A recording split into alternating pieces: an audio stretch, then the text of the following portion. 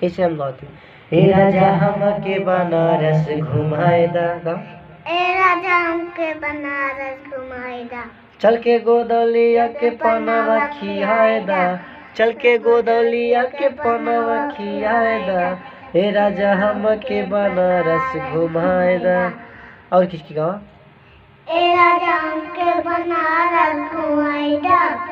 और बढ़िया से गावा।